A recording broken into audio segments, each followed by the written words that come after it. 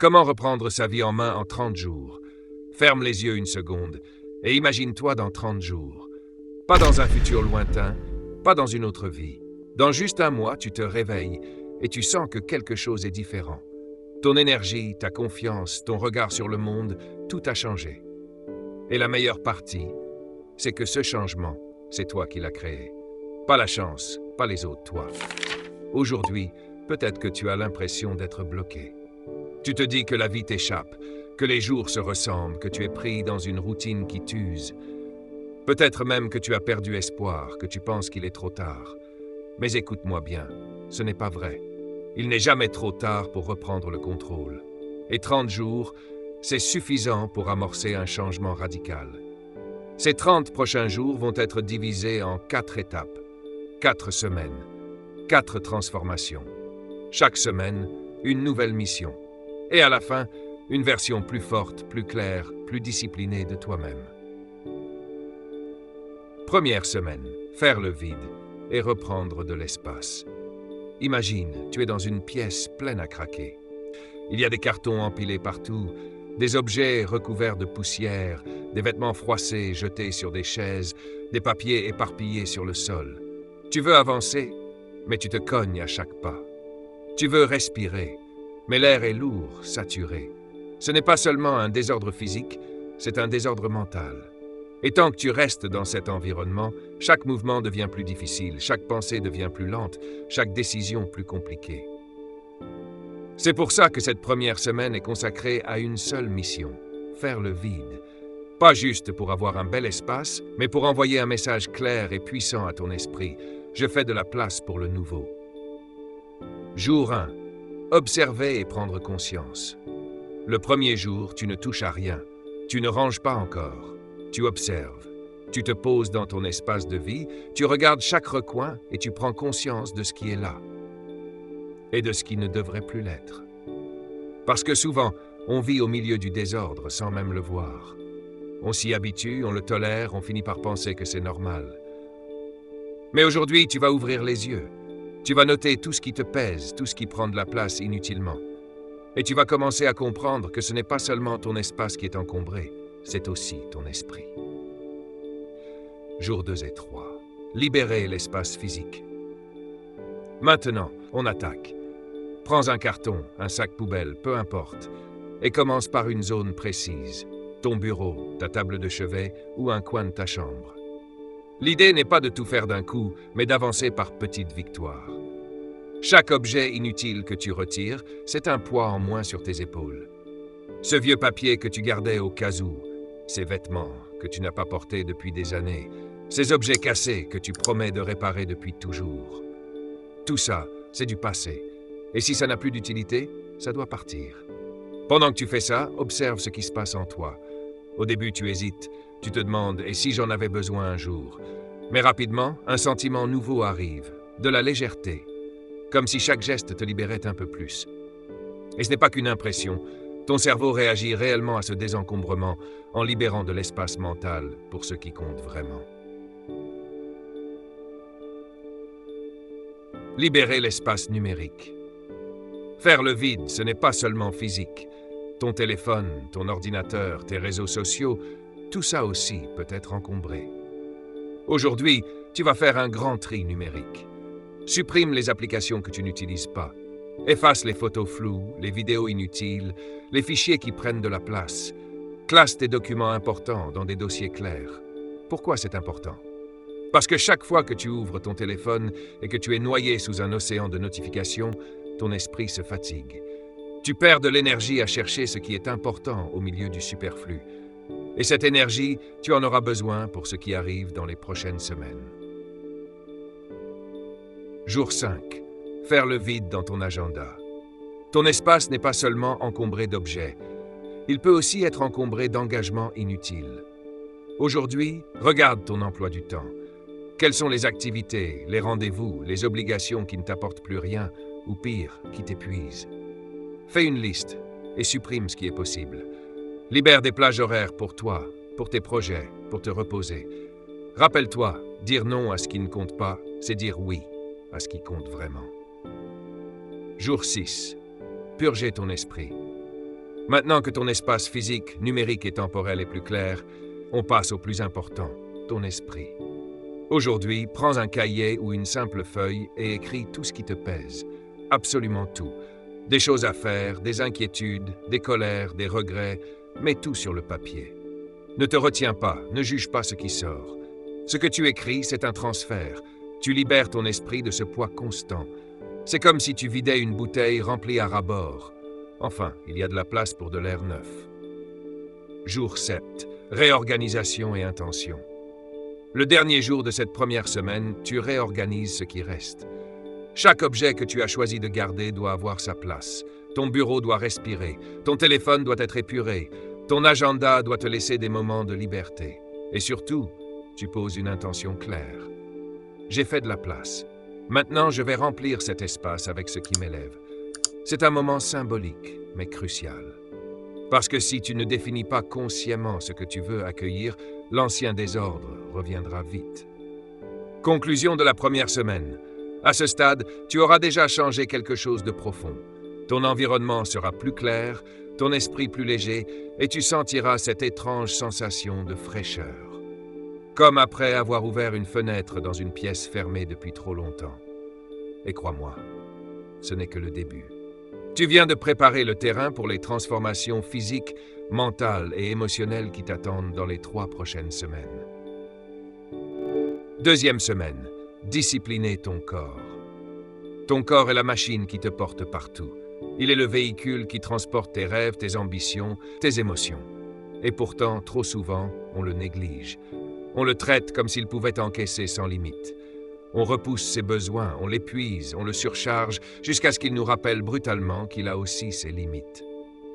Dans cette deuxième semaine, tu vas apprendre à le respecter et à en faire ton allié le plus fidèle.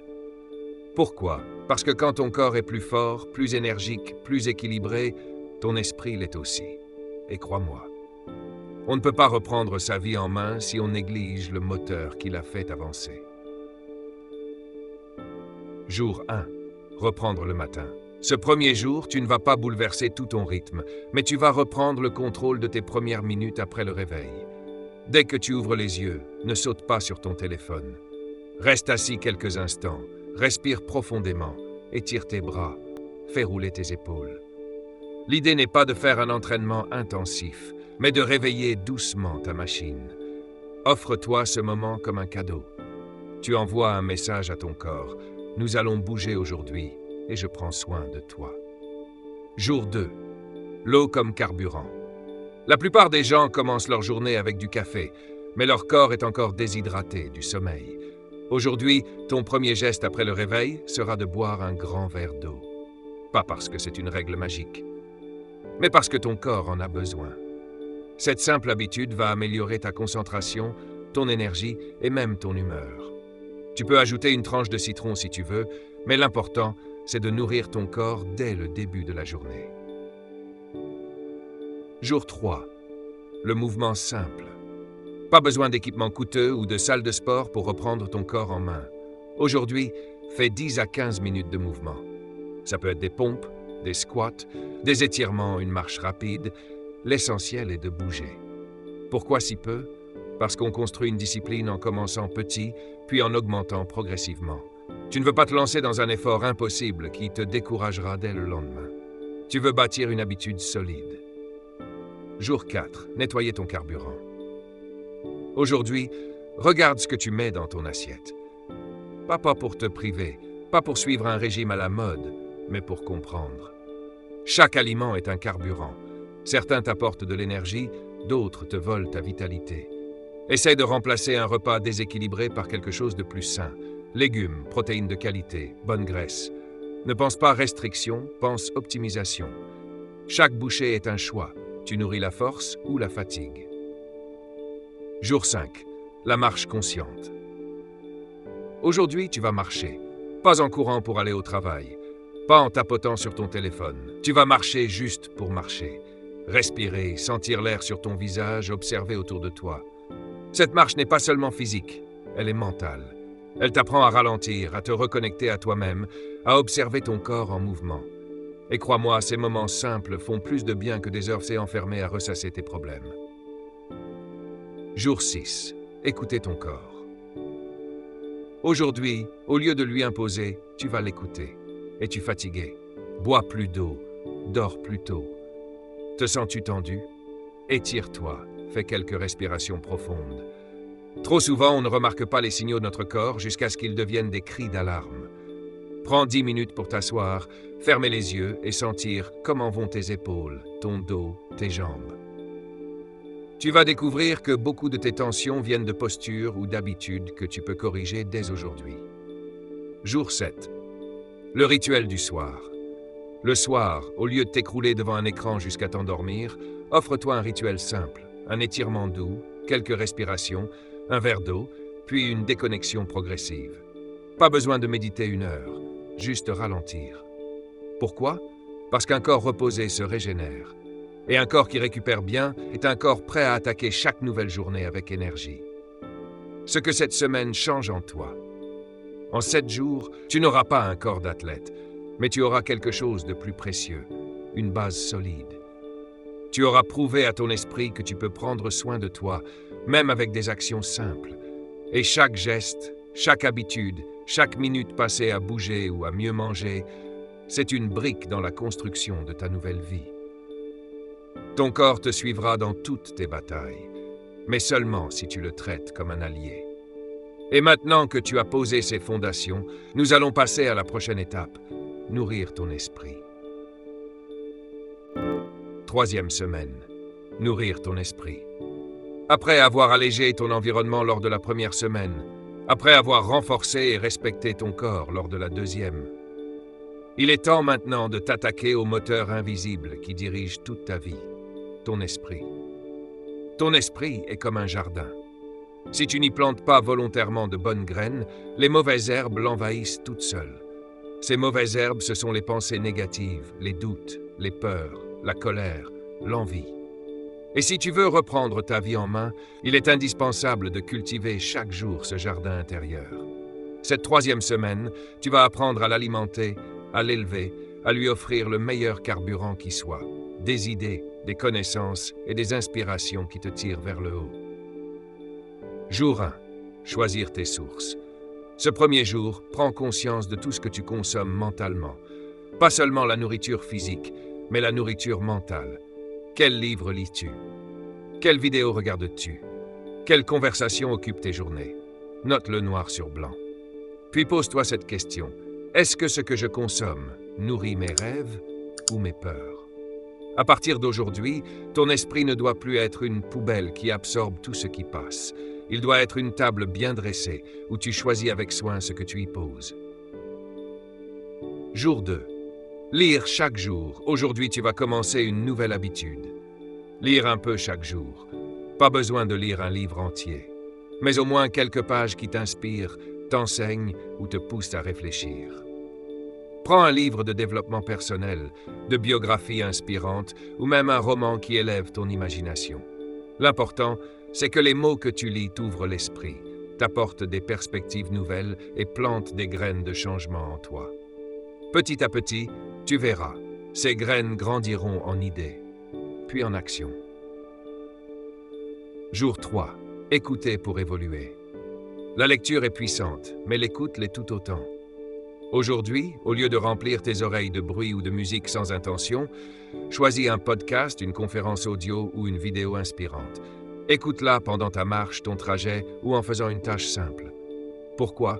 Parce que notre esprit absorbe naturellement ce qu'il entend de façon répétée.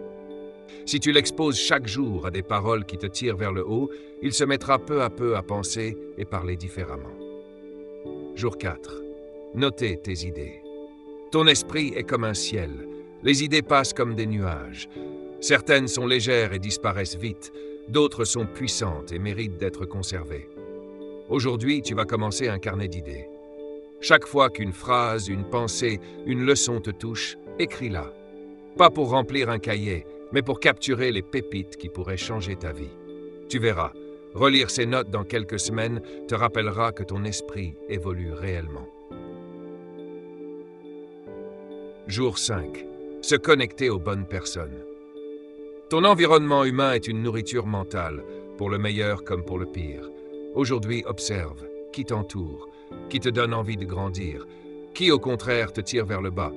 Essaie de passer plus de temps avec ceux qui t'inspirent et réduis progressivement l'exposition à ceux qui ne font qu'ajouter du doute, de la peur ou de la négativité à ton quotidien. Tu es la moyenne des personnes que tu fréquentes le plus. Alors, choisis ta moyenne. Jour 6. Remplacer une habitude toxique. Tout le monde a des habitudes mentales toxiques. Se plaindre, critiquer, ruminer, se comparer.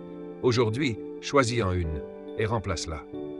Si tu as envie de te plaindre, note plutôt une chose pour laquelle tu es reconnaissant. Si tu te compares, rappelle-toi que ton chemin est unique. Cette simple substitution change peu à peu la qualité de tes pensées. Et un esprit qui pense mieux, agit mieux. Jour 7. La gratitude consciente. Le dernier jour de cette semaine, tu vas terminer en beauté avec un exercice simple mais transformateur. La gratitude. Prends un moment pour noter 3 choses pour lesquelles tu es profondément reconnaissant aujourd'hui. Pas forcément des grandes choses. Un sourire, un repas, un rayon de soleil, un geste d'amitié. La gratitude change ton point de vue. Elle te montre que même dans les moments difficiles, il y a toujours quelque chose à apprécier. Et plus tu te concentres sur ce qui est bon, plus tu attires le bon. Ce que cette semaine change en toi. À la fin de cette 3e semaine, ton esprit ne sera plus le même. Tu auras commencé à le nourrir consciemment, à choisir ce qui entre, à protéger ton jardin intérieur. Tu penseras différemment, tu parleras différemment et surtout, tu te sentiras différent. Cette nourriture mentale ne s'arrête pas ici. Elle est un style de vie. Et c'est elle qui te donnera la force, la clarté et la créativité pour passer à l'étape suivante, l'action concrète. Si tu as suivi ces 3 premières semaines avec sérieux, félicitations, tu as déjà fait un énorme travail sur toi. Pour ne rien rater de la suite et continuer à avancer, abonne-toi maintenant à la chaîne, clique sur le bouton j'aime et surtout, dis-moi en commentaire de quelle ville tu regardes cette vidéo. Je veux savoir d'où viennent toutes ces belles énergies prêtes à passer à l'action. Maintenant, prépare-toi. Parce que la 4e semaine est celle où tout se transforme vraiment. Semaine 4. Passer à l'action, transformer les intentions en résultats. Les 3 premières semaines de ce parcours ont été une préparation minutieuse. Tu as clarifié tes objectifs, tu as réorganisé ton environnement, tu as redécouvert ta force intérieure. Mais il reste l'étape la plus cruciale, celle qui transforme les rêves en réalité. Passer à l'action. Cette semaine, nous allons entrer dans la phase où chaque geste compte, où chaque décision peut changer le cours de ta vie. Car il faut le dire clairement, la différence entre ceux qui réussissent et ceux qui échouent ne se trouve pas dans la quantité d'informations qu'ils possèdent, mais dans leur capacité à mettre en pratique ce qu'ils savent. Jour 1. La décision ferme. Tout commence par une décision claire et ferme. Pas une décision vague du genre « j'aimerais bien essayer », mais une décision qui ne laisse pas la place au doute.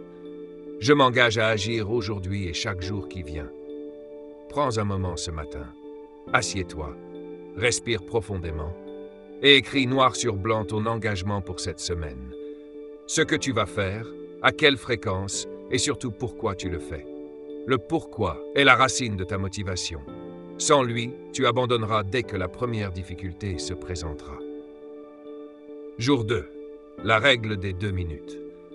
Beaucoup de gens n'agissent pas parce qu'ils voient les tâches comme des montagnes insurmontables. Alors, applique la règle des 2 minutes. Si une action prend moins de 2 minutes, fais-la immédiatement. Envoyer ce mail, ranger un document, faire 10 pompes, boire un verre d'eau, noter une idée. Tout ce qui peut être fait vite, fais-le maintenant. Cette règle crée un élan, et l'élan, c'est la clé. Jour 3. Fractionner les grandes actions. Si ton objectif est gros, écrire un livre, lancer un projet et retrouver la forme, il peut te paraître écrasant. Alors divise-le en petites étapes. Ne pense pas à finir un livre. Pense à écrire une page aujourd'hui. Ne pense pas à perdre 10 kilos. Pense à préparer un repas sain ce midi. Chaque petite victoire te rapproche de ton but. Jour 4. L'art de la constance. Passer à l'action une fois, c'est bien. Mais le vrai changement se produit quand tu agis chaque jour, même un peu. Ce n'est pas l'intensité qui compte, c'est la régularité. Comme une goutte d'eau qui finit par creuser la pierre, tes actions répétées vont remodeler ta vie. Fixe-toi un créneau horaire chaque jour pour ton action la plus importante. Protège-le comme si ta vie en dépendait, car en vérité, c'est ta nouvelle vie qui en dépend. Jour 5. Surmonter la peur. La peur est l'un des plus grands freins à l'action. Peur d'échouer, peur du regard des autres, peur de ne pas être à la hauteur. Mais laisse-moi te dire une vérité, la peur ne disparaît jamais complètement. Elle se réduit quand tu agis malgré elle. Alors choisis aujourd'hui une action que tu repousses depuis longtemps à cause de la peur. Et fais-la. Ce n'est pas en attendant d'avoir confiance que tu agiras, c'est en agissant que tu gagneras confiance. Jour 6. Remplacer l'excuse par l'exécution. Observe ton langage intérieur. Chaque fois que tu t'entends dire « Je n'ai pas le temps, je suis trop fatigué, ce n'est pas le bon moment », arrête-toi. Demande-toi « Est-ce vraiment une raison ou juste une excuse ?» Remplace cette excuse par une petite action immédiate, même minuscule. L'énergie de l'action brise l'inertie, et chaque excuse détruite est une victoire sur l'ancien toi. Jour 7. La célébration et l'engagement futur. En ce dernier jour du programme, prends le temps de regarder derrière toi. Tu n'es plus la même personne qu'il y a 30 jours. Tu as appris à clarifier, à organiser, à nourrir ton esprit et à agir. Célèbre chaque victoire, petite ou grande. Offre-toi un moment de reconnaissance, car tu l'as mérité. Puis engage-toi pour la suite. Choisis un objectif concret pour les 30 prochains jours et applique exactement la même discipline que celle que tu as suivie ici. Ton message final. Passer à l'action, c'est briser le cercle vicieux de la procrastination. C'est cesser de rêver sa vie et commencer à vivre ses rêves. Les idées que tu gardes dans ta tête n'ont aucun pouvoir, tant que tu ne les mets pas en mouvement. Ne sous-estime jamais la puissance d'un pas, même petit, parce que c'est toujours le premier pas qui ouvre la route. Et une fois que tu marches, rien ne peut plus t'arrêter. N'oubliez pas de vous abonner maintenant, de cliquer sur le bouton j'aime et dites-nous en commentaire de quelle ville vous regardez cette vidéo.